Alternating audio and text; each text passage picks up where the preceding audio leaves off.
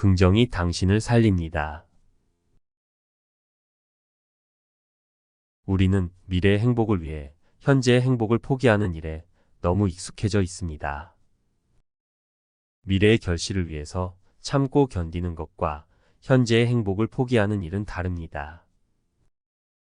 힘든 일을 하든 안락한 생활을 하든 현재의 행복, 오늘 이 하루를 포기한다는 생각을 해서는 안 될 것입니다. 힘들어도 보람찬 하루가 될 수 있고 편해도 지겹고 비루한 날들이 될 수 있는 것입니다. 매 순간이 모두 소중한 시간입니다. 행복한 날들이 모여서 행복한 일생이 된다는 것을 잊지 말아야 합니다. 우리가 마음 공부를 하는 것도 기약되지 않은 내일을 위해서가 아니라 행복한 오늘을 위해서 하는 것이어야 합니다. 공부를 하는 동안 오늘을 포기하거나 도망치고 싶을 정도가 되어서는 안 됩니다. 행복한 오늘이 이어져야 행복한 일생으로 연결되는 것입니다. 하지만 우리는 지금에만 머물러 덧없음과 변화를 잊지 못합니다. 당장 눈앞에 보이는 대상, 목표, 그 무엇인가에 연연하게 됩니다. 모든 것은 변하고 세월은 너무 빨리 지나가 버립니다. 여전히 고민하고 번뇌하고 매맞고 있는 내 마음만 머물러 있을 뿐입니다. 변하는 것들의 노예가 되어서는 안 됩니다. 우리는 무엇인가에 집착하고 머물러 있는 동안 가장 소중한 것을 내쫓고 잃어버리게 됩니다. 여기서 변하지 않는 진리를 찾아야 걸림없는 인생 여행자가 될 것입니다. 변하는 모든 것은 바람 따라 물결 따라 흘려보내고 변하지 않는 것을 찾아 떠나야 합니다. 번뇌의 대상들은 변합니다. 번뇌의 대상이 아니라 이 마음과 한판 승부를 벌여야 합니다. 우리가 집착하는 대상도 마찬가지입니다. 담배에서 술로, 술에서 도박으로, 도박에서 쇼핑으로, 쇼핑에서 다시 음식으로 집착하는 대상이 바뀌어도 변한 것은 없습니다. 근본적인 변화는 외부의 대상이 아니라 바로 나에게서, 내 마음에서 일어나야 합니다. 내 마음이 바뀌지 않으면 언어와 대상이 아무리 바뀌더라도 우리의 괴로움은 끝나지 않을 것입니다. 많은 것을 쉬이 가지려는 욕심이 사람을 망칩니다. 도적은 되고 싶지 않고 물질적 재화를 가지려면 글을 읽어서 출세를 하든지 장사를 하든지 거기에 걸맞은 노력을 해야 합니다. 성인이 한 말에 갖은 미사여구를 만들어 자신을 포장하며 이익만 취하는 길은 결국 자기가 행복하게 살아갈 수 있는 근본적인 품성마저 망치게 만듭니다. 돈은 노력과 기운에 따라 모이기도 하고 흩어지기도 하는 것이니 돈의 노예가 되면 순식간에 사람도 잃고 일신을 망치게 될 것입니다. 매사에 감사하는 감정이 커지기 시작하면 계속해서 더 많은 감사의 느낌을 찾도록 해야 할 것입니다.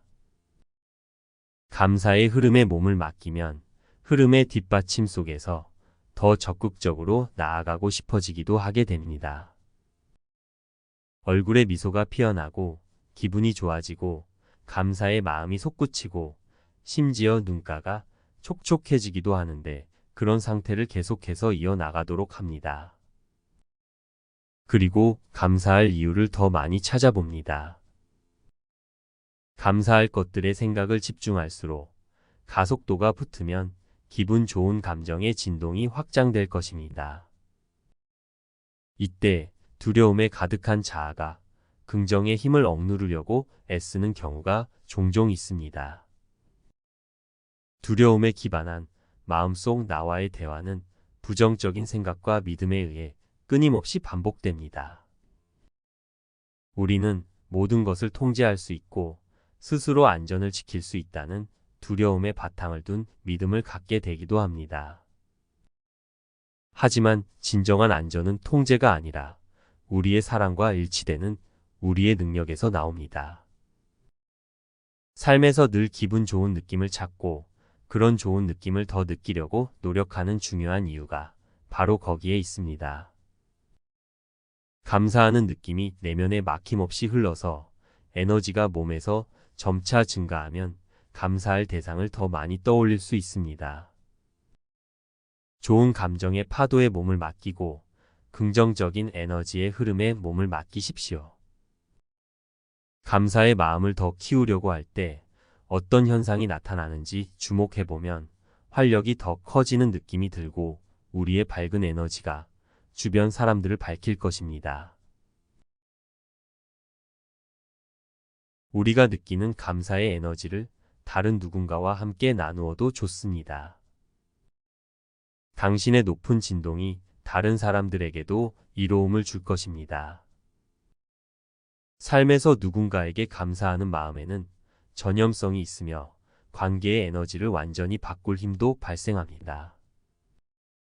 소망이 현실 세계에 구현된 이후로도 감사를 표하는 것을 잊지 말아야 합니다. 소망하던 것이 이루어졌을 때 처음에는 아주 신이 나고 기쁩니다. 하지만 이내 마음에 자리한 두려움의 목소리가 그 마음을 방해하기 시작합니다. 두려움의 목소리는 우리가 이룬 것이 사실이라고 믿기에는 너무 좋은 것 같다거나 뭔가가 잘못됐을지 모른다고 당신을 설득합니다. 오랜 세월 꿈꿨던 소망이 구현됐을 때 특히 이런 현상이 곧잘 일어납니다. 이럴 때 필요한 것이 바로 감사하는 마음을 갖는 것입니다. 애착심은 자기만 행복하려는 이기심을 내고 이기심을 채우려다 보니 온갖 욕심을 부리게 됩니다. 그래도 가지고 싶은 만큼 안 되니까 성질내고 함부로 합니다. 그래도 뜻대로 안 되면 양심을 저버리거나 어리석은 행동을 서슴지 않고 저질러 더욱 큰 고통을 자초하기도 합니다.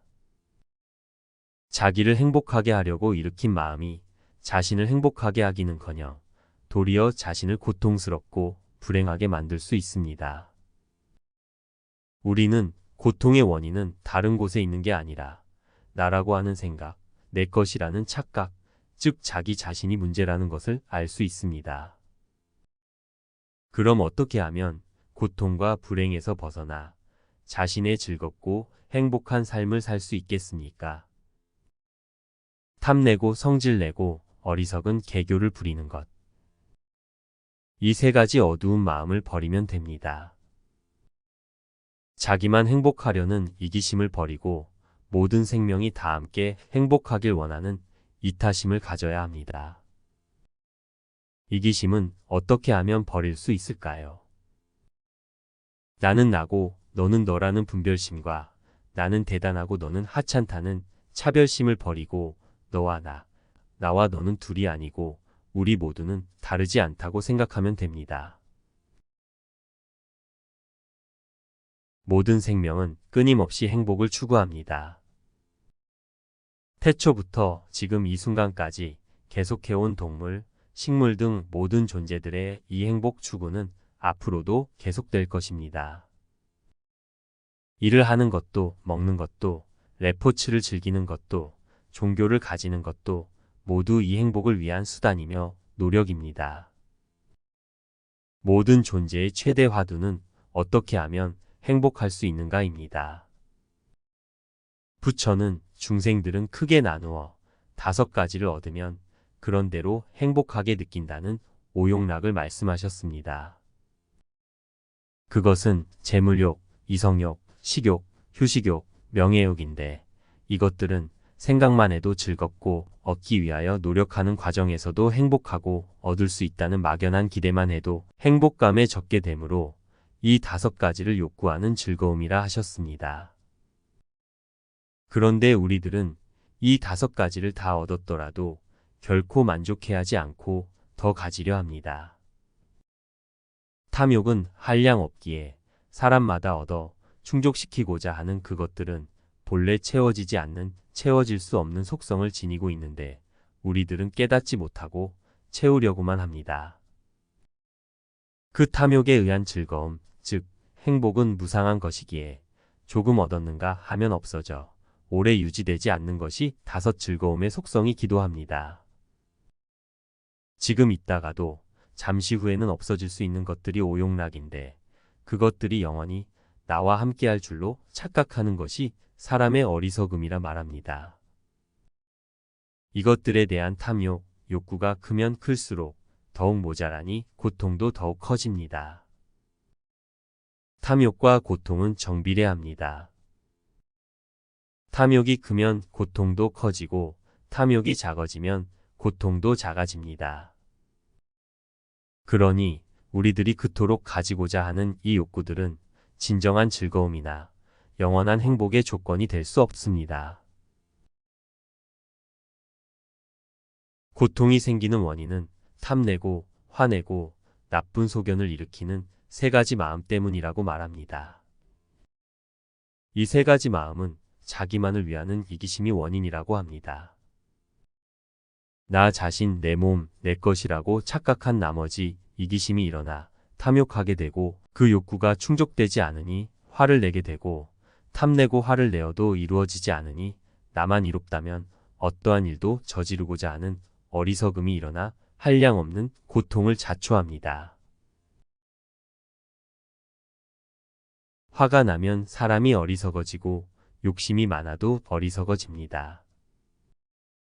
평소 같으면 이성적으로 생각해서 저지르지 않을 일을 살짝 욕심부리면 과용하고 판단도 흐리게 됩니다.